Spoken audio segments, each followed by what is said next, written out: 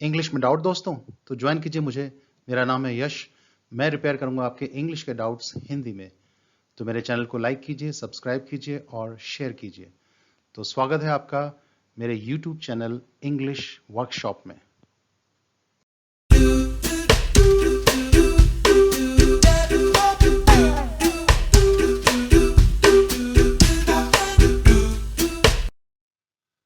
English workshop में आज हम करते हैं sentence improvement from competitive exams part 3। तो शुरू करते हैं आज का सफर। सबसे पहले आपके लिए टेस्ट। तो आपको यहां पॉज लेना है, इन सेंटेंसेस को देखना है और देखना है कौन सी चॉइस आएगी। तो कुछ सेंटेंसेस ये हैं और कुछ सेंटेंसेस ये हैं और कुछ सेंटेंसेस ये हैं। तो टोटल 20 क्वेश्चंस। ये सभी क्वेश्चंस एग्जाम्स में आ चुके हैं। तो बाकी हम आगे बढ़ेंगे।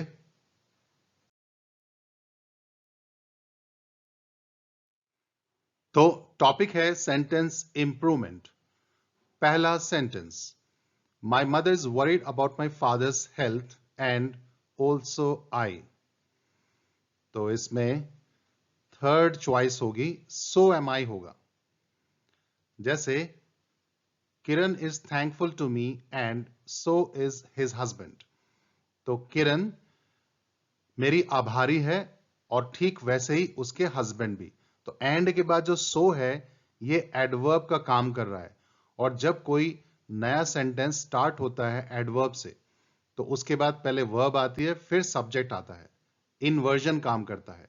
सो आता है पॉजिटिव सेंटेंस में। और दूसरा देखिए, the manager was not satisfied with my performance and NOR was the boss, और ना ही बॉस। तो यहां पर क्योंकि the manager was not negative sentence है, उसमें नॉर आता है एंड के बाद, और किरण इज थैंकफुल जो पॉजिटिव सेंटेंस है उसमें सो आता है। तो ये टॉपिक है इन्वर्जन का।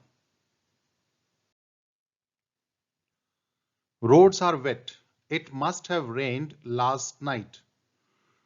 तो मस्ट हैव रेन्ड बिल्कुल सही है, नो इंप्रूवमेंट, क्योंकि मस्ट के बाद हैड तो होगा नहीं और मस्ट हैव बीन नहीं होगा क्योंकि वो पैसिव वॉइस बन जाता है बीन लगाने से।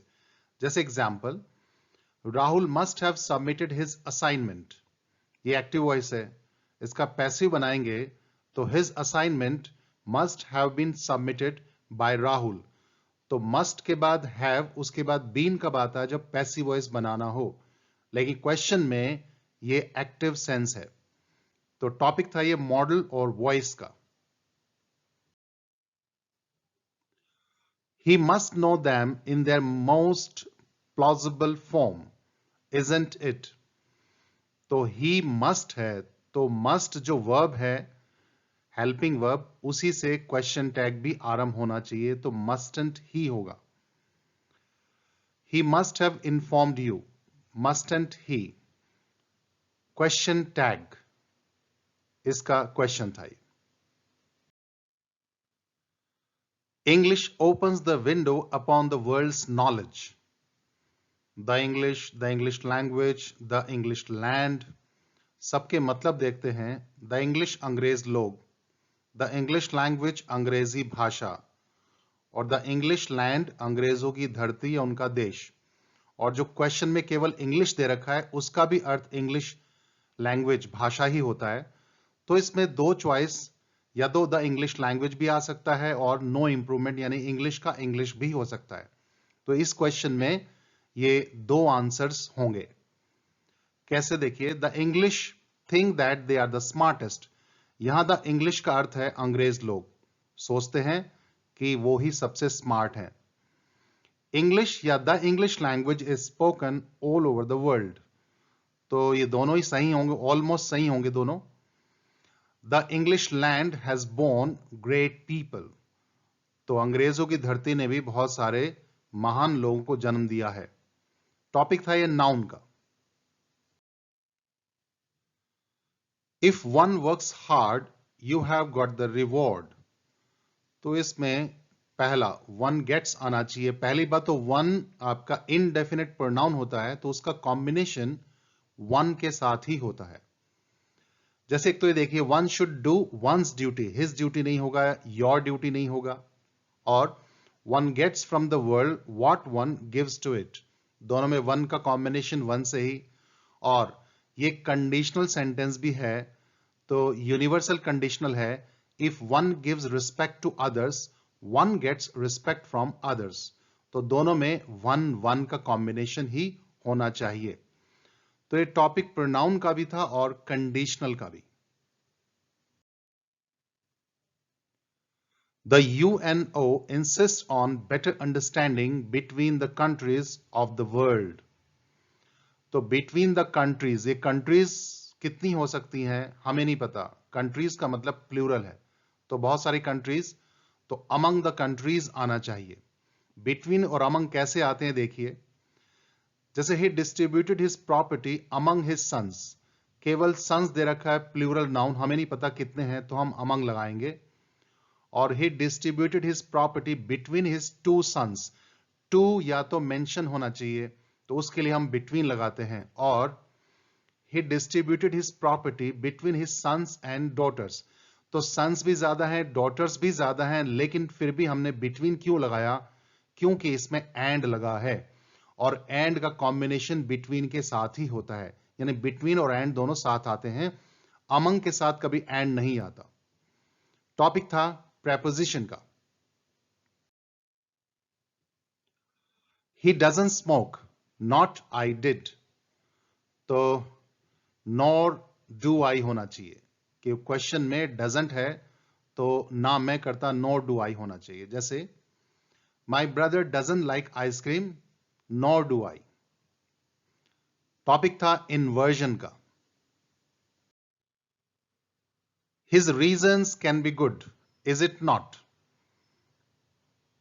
तो reasons can है तो can ही होना चाहिए क्वेश्चन टैग में, can't they, reasons ज्यादा है उसके लिए दे लग गया। जैसे his arguments are always strong, aren't they, और his essays can impress the teacher, can't they।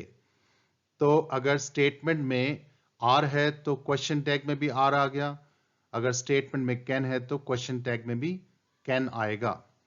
और आर्ग्यूमेंट्स और एसेज दोनों प्लूरल नाउन है, उनके लिए प्रोनाउन दे आ गया। टॉपिक था क्वेश्चन टैग का।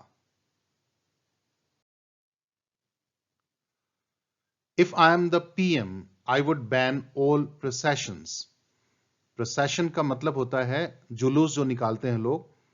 अगर मैं पीएम होता तो सभी जुलूसों पर बैन लगा देता, रोक लगा देता। तो इसमें वर आना चाहिए, क्योंकि ये सेकंड कंडीशन है। If I M at home I will receive your phone call. अगर मैं घर पर होऊंगा तो तुम्हारा फोन कॉल रिसीव कर लूंगा।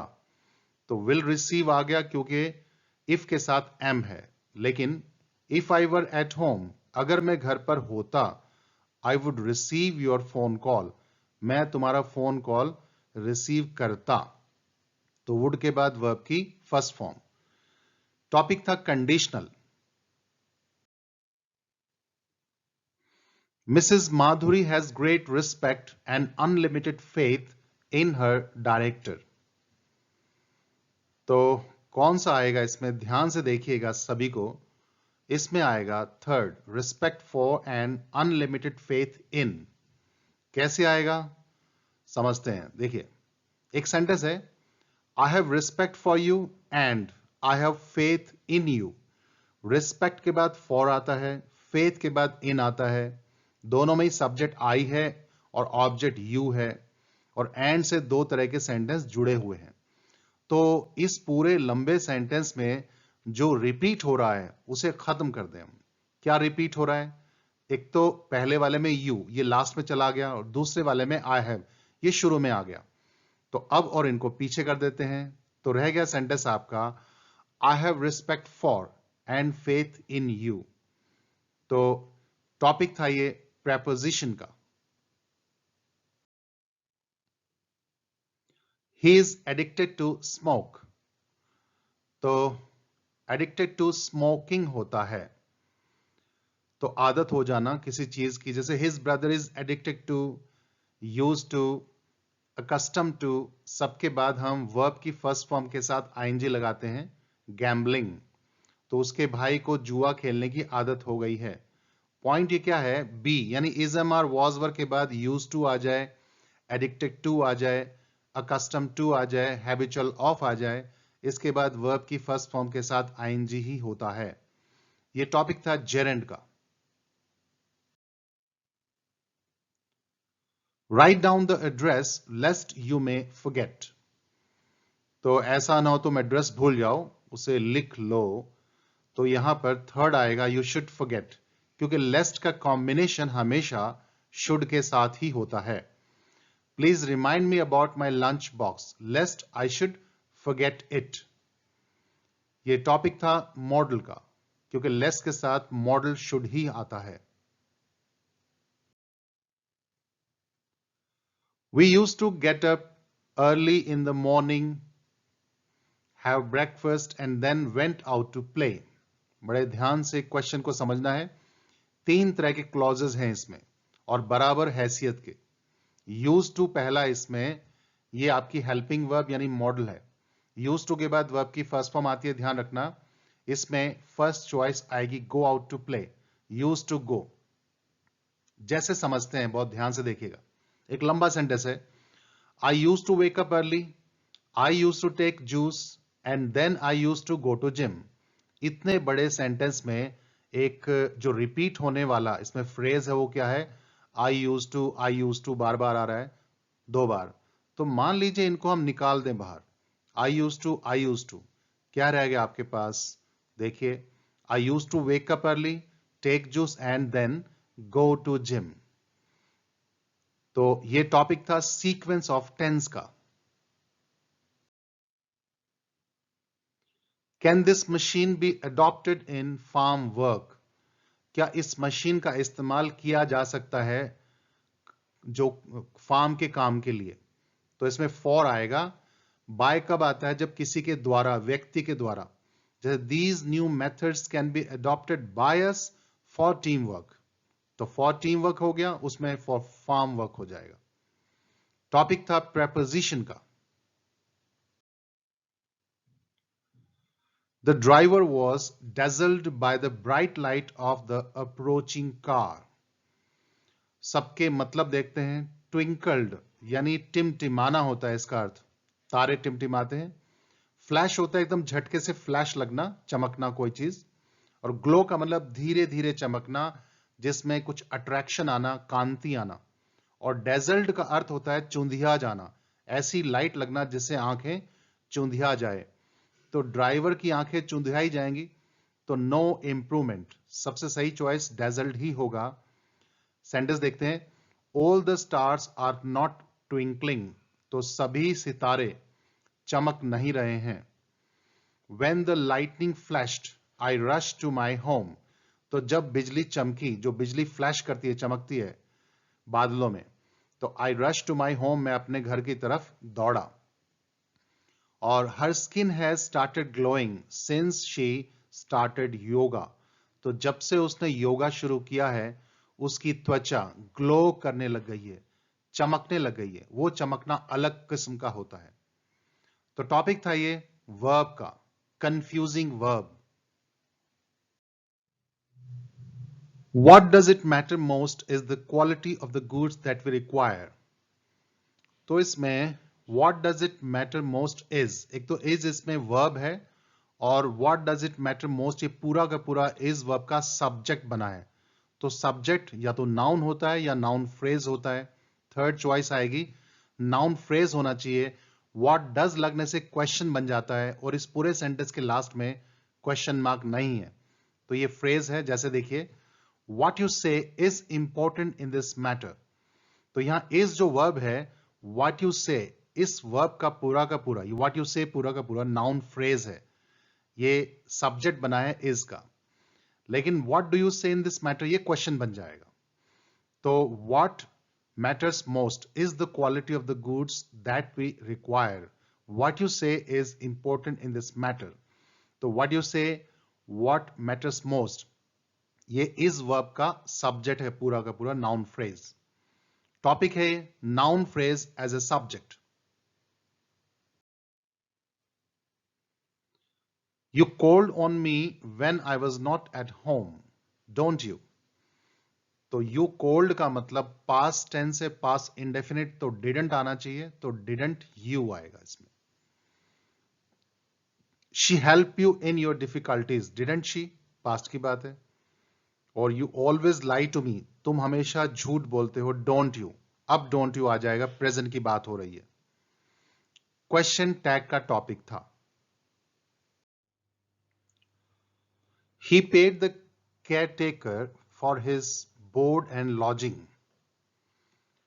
तो बोर्ड एंड लॉजिंग ये फ्रेज होता है, इसका मतलब खाना रहना। तो ये बिल्कुल सही है, no improvement. Boarding and lodging नहीं होगा, बोर्ड एंड लॉजिंग होता है, ये पूरा का पूरा फ्रेज होता है, noun phrase. They provide the student with board and lodging for free. तो वो स्टूडेंट को खाना पीना पूरा फ्री में मुहैया करवाते हैं। और I have spent half of my life in this boarding house. अब बोर्डिंग एडजेक्टिव है, हाउस के आगे लगा है, ये एक तरह का हॉस्टल जहां पर रहना खाना होता है। टॉपिक था confusing noun. It is high time that you go home, इसमें वेंट होगा। इट इज टाइम जो सेंटेंस होता है, इट इज टाइम वाला, उसके बाद दैट लगने के बाद फिर सब्जेक्ट आता है, तो हमेशा वर्ब की सेकेंड फॉर्म आती है। It is time, it is high time, it is about time, कुछ भी हो। It is high time that the government paid more attention to education. यह समय है कि सरकार अब शिक्षा पर ज्यादा ध्यान दे। टॉपिक था ये टेंस और वर्ब का। It is proposed to construct a bath for males 99 feet long. तो इसमें ए सही है, बाकी सब गलत हैं। A 99 foot long bath for mails, क्योंकि 99 फुट लॉन्ग का बनाना क्या है, बाथ बनाना है। तो ये कैसे है, जरा ध्यान से देखिएगा। The swimming pool they have designed is 99 feet long. अब जो फीट शब्द आया है प्लूरल, ये नाउन का काम कर रहा है, लेकिन they have designed a 99 foot long swimming pool. अब फुट काम कर रहा है एडजेक्टिव का, और जब नाउन काम करता है एडजेक्टिव का, वो सिंगुलर में होता है। अ 99 फुट लॉन्ग स्विमिंग पूल, तो स्विमिंग पूल को क्वालिफाई कर रहा है 99 फुट लॉन्ग, ये एडजेक्टिव है। The critics have given 5 stars to this hotel. तो आलोचकों ने इस होटल को कितने स्टार दिए, 5 स्टार्स। तो अब जो स्टार्स है ये नाउन है, लेकिन this is a 5 star hotel. अब होटल के बारे में बता रहा है 5 स्टार, तो 5 और स्टार ये मिलकर बन जाता है एडजेक्टिव, और एडजेक्टिव बनता है इसलिए सिंगुलर में होता है। तो नाउन जब काम करता है एडजेक्टिव का, वो सिंगुलर में होता है। टॉपिक था ये नाउन एज एन एडजेक्टिव। तो ये थे 20 क्वेश्चंस फ्रॉम एग्जाम्स। सब्सक्राइब करने के लिए बेल आइकॉन जरूर दबाएं, और इस टॉपिक से रिलेटेड कोई क्वेश्चन या सजेशन हो तो आप कमेंट सेक्शन में लिख सकते हैं, मैं उनके जवाब दूंगा। और नई टॉपिक के साथ नई क्लास में फिर हाजिर होंगे, तब तक के लिए हैव ए नाइस टाइम।